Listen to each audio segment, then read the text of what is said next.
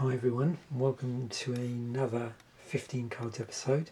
I'm back to the Dollarama Repacks for this episode, but before I start I just want to show you something super cute because it's quite amusing. So I'm filming here and I have a certain friend of mine who has settled down. We're sharing a chair at the moment, and this is actually the same video session where I just recorded the video about the Ruby book, Ruby the Hard Way, which I've bought. So let me just gently sit down again, not trying to disturb Mav. He's been cutely Velcro-y today, which is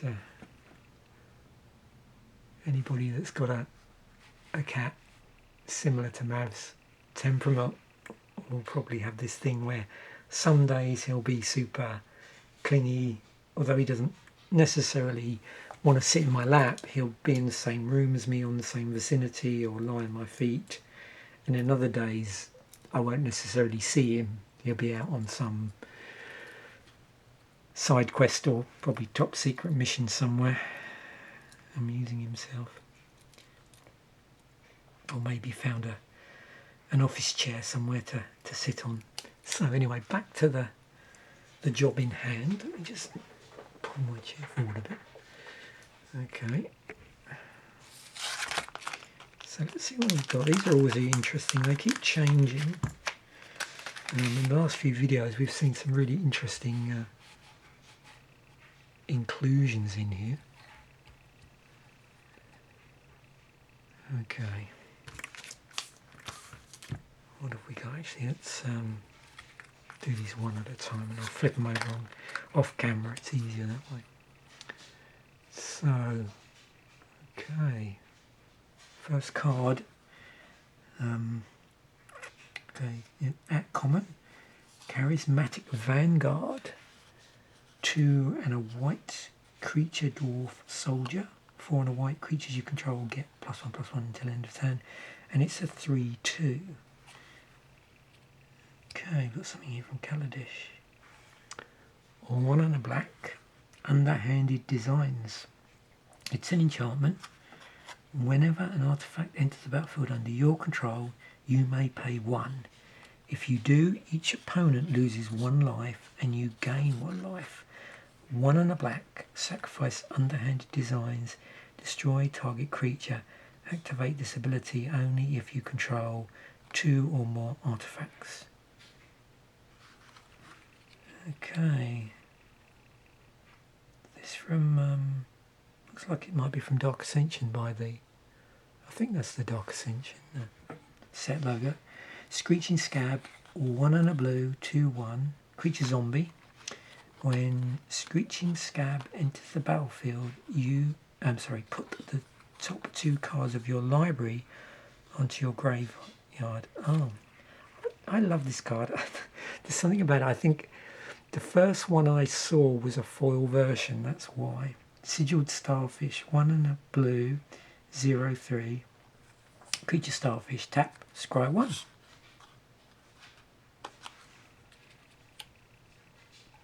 Savai Sabertooth, 1 and a white, creature cat, 3/1.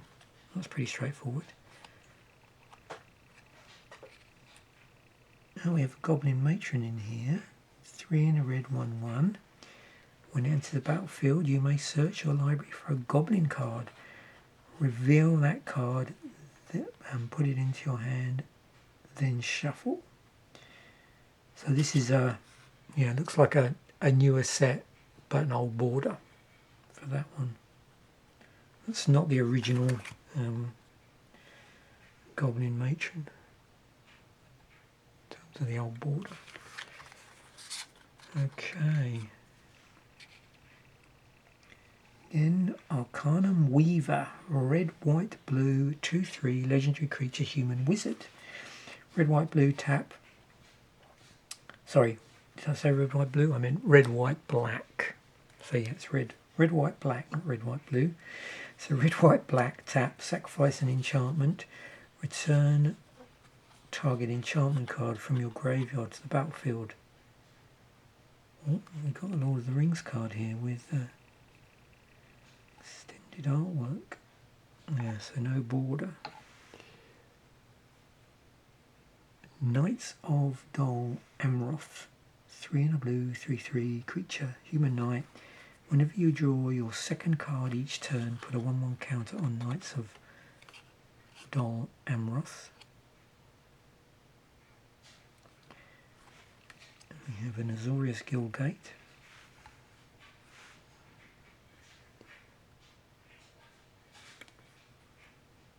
It's a land gate.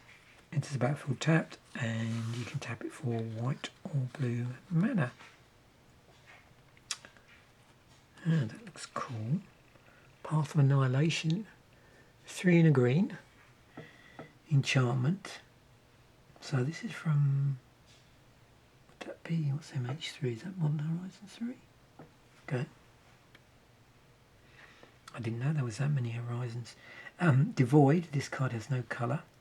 When Path of Annihilation enters the battlefield, create 2 0/1 colourless Eldrazi spawn creature tokens. With sacrifice this creature, add colourless. Eldrazi you control have tap, add 1 mana of any colour. Whenever you cast a creature spell with mana value 7 or greater, you gain 4 life. Aha. A classic. Wood Elves. 2 in a green, creature elf. When Wood Elves enters the battlefield, search a library for a forest card, put that card onto the battlefield, then shuffle, and it's a 1/1. Oh wow, something from, this would be, now that's what the World Wake symbol, isn't it? Because World Wake and Zendikar look very similar. I'm pretty sure that is World Wake. So Deathforge Shaman. 4 and a red. It's 4/3. Creature Ogre Shaman has multi-kicker. Multi-kicker. Single red. You may pay an additional red for any number of times. You may pay an additional red any number of times as you cast this spell. When Deathforge Shaman enters the battlefield, it deals damage to target player equal to twice the number of times it was kicked.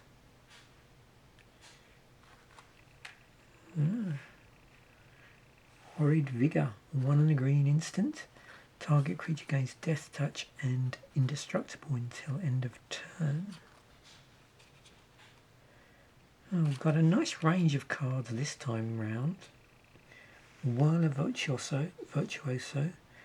1 blue-red, 2/3. When Whirler Virtuoso enters the battlefield, you get 3 energy counters. Pay 3 energy, create a 1/1 colour stopped artifact creature token with flying. And then Ancestral Anger. Single red. Sorcery. Target creature gains trample and gets plus X plus 0 until end of turn, where X is 1 plus the number of cards named Ancestral Anger in your graveyard. Draw a card. Okay. So let's zoom in.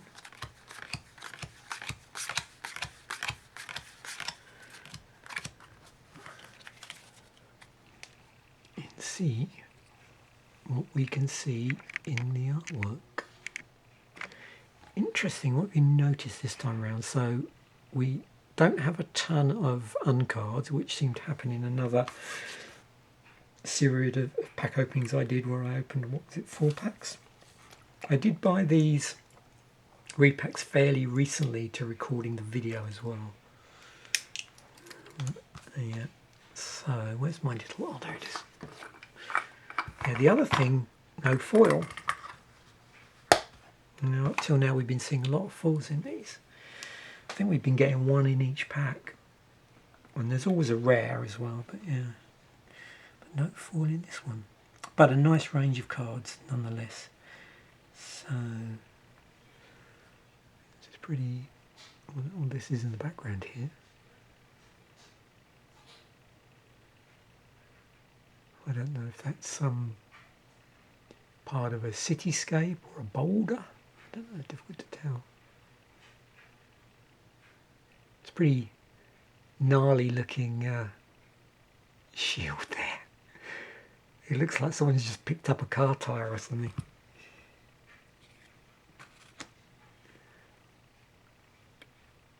Yeah, I was definitely intrigued by this. This is a pretty interesting card. There's some lovely lighting here on the hand.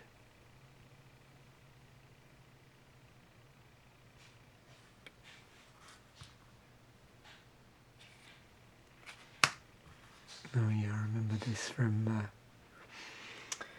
yeah, this is pretty disturbing artwork. In fact, well, not surprisingly, a lot of the artwork from around that time, from that set, for that block, particularly the first two sets of the block, were pretty disturbing. Yeah, if there's one card I would have loved to have got in foil, even though I think I already have one of these in foil, pretty sure I do, it would have been this one. Yeah. If you've never seen it in foil, yeah, check it out. I should see if I can find it at some point and feature in another video, because it foils up really nice with these bits here, you know, the actual glowing sigils.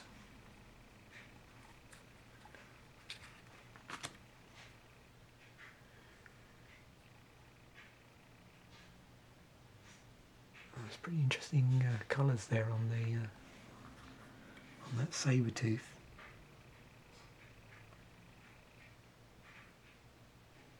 Yeah, this set was the Ikoria, had some interesting, well, creatures and art. It's lovely, like fiery sky there.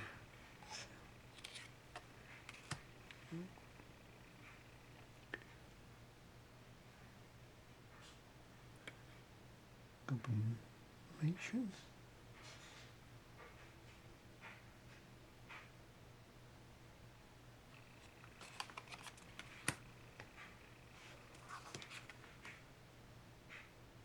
Let's go back to that.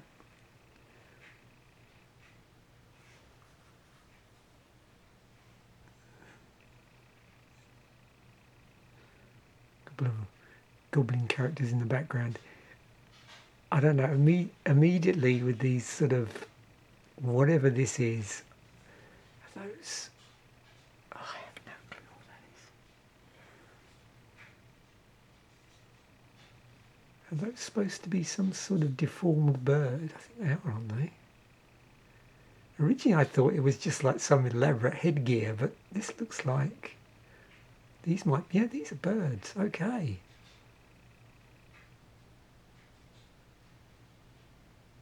For a moment it's just making me think of Skeksis from the Dark Crystal. Just bounced into my head. This isn't, no, it's alright. It just looks so, this looks like this would be really cool in foil. There's really nice depth there as well in that one. But yeah, it's not foil.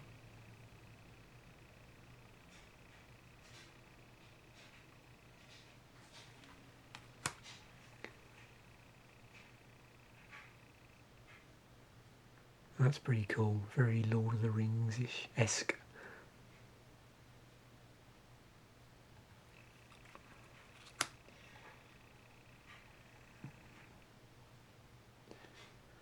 And I think there's obviously over the years been multiple different versions of the various guild gates, I think.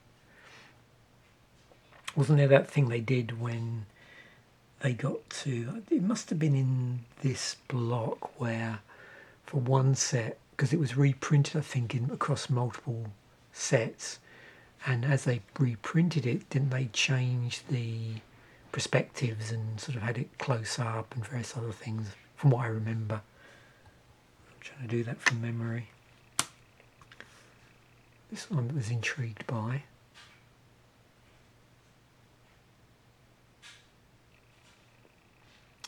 I'm trying to think, you know, I've seen this. This reminds me of another card and I just can't quite think there's strange sort of structures here. And it's just, yeah, it's going to bug me.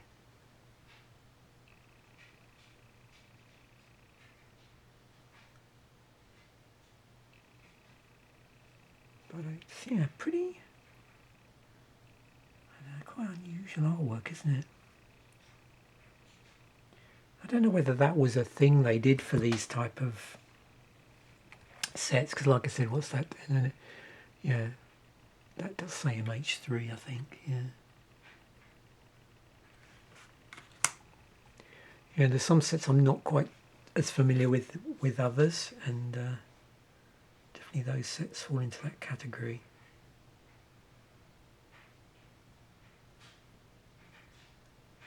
Yeah, actually, there's a, isn't that, of course, that would make sense. Some of the, what do they call them, like the hedrons, have patterns down them, don't they, that look very similar to that.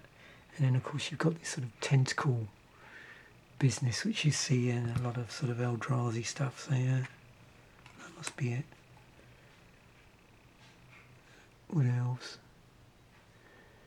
I'm not sure how many different types of artwork this particular card has had.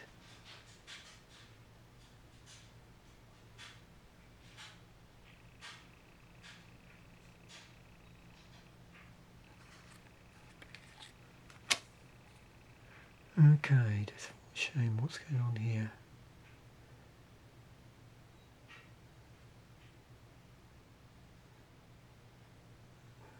Okay.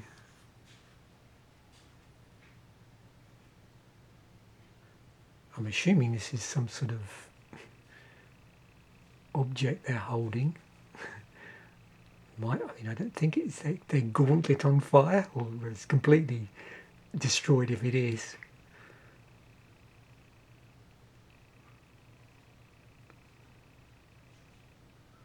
It's like, this is interesting, sort of like it's almost like a battle anvil, where you've got an anvil on the end of a, what would normally be like a battle hammer in the shape of an anvil. That looks pretty intimidating. Okay, what is this? Is interesting. Horrid figure. I can't really make this out too well.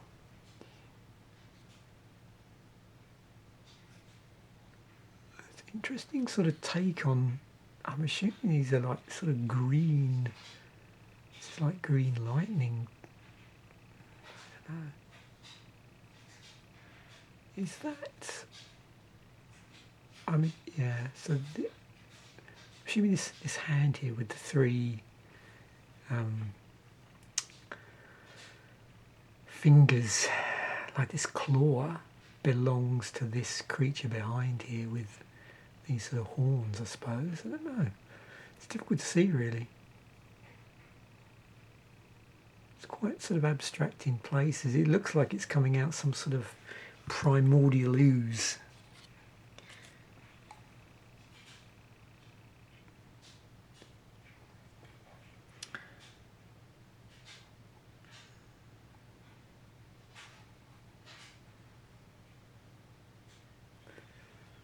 And of course there's a number of styles of card like this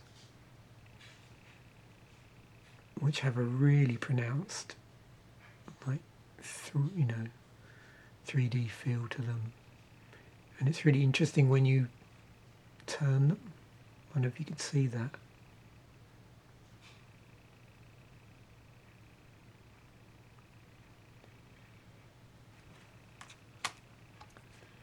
And then ancestral anger. Well, there's a lot of flames there. This is a pretty formidable looking pitchfork type weapon.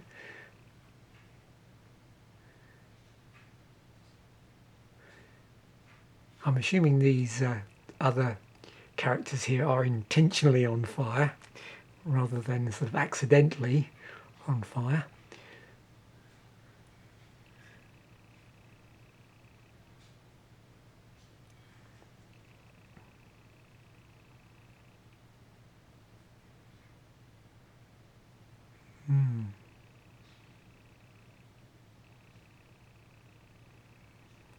tell. Must be flipping painful, that's all I can say.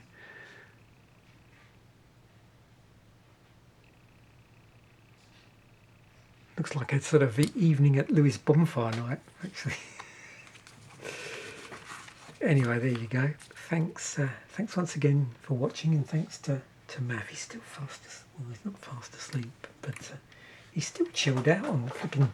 Like I've been going now for about probably half an hour or so filming, and there it is, eh? Did we get a squeak out of him? Oh, and a bit. Let me zoom out a bit here.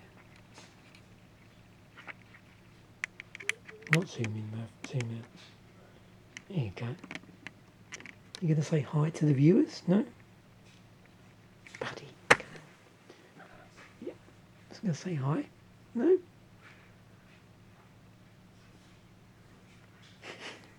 He obviously doesn't want to be bothered. So thanks once again for watching. Bye for now, and I will catch you in a future episode.